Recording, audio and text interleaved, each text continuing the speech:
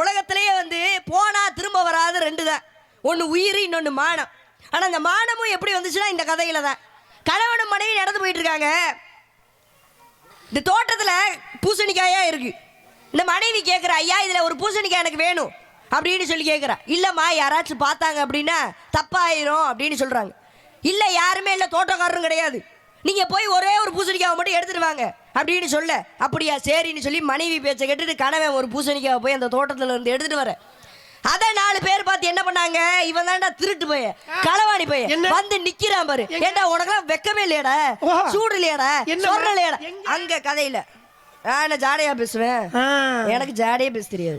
அப்ப கேக்குறாங்க, இவன் தான்டா பூசணிக்காய் திருட, இவனுக்கு வெக்கமாவே இல்லை போல, ஏன் இப்படி சுத்திட்டு இருக்கானே ஊருக்குள்ள அப்படின்னு சொல்ல இவருக்கு ஒரே அசிங்கமா போயிருது. அப்போ ஒரு வயதான ஒருத்தரை கூப்பிட்டு கேட்கிறாரு, ஐயா இந்த பேர் மறையணும், இந்த களவாணி பையன் திருட்டு பையன்ற பேர் மறையணும்னா நான் என்ன பண்ணணும்னு சொல்லி கேட்கிறாரு.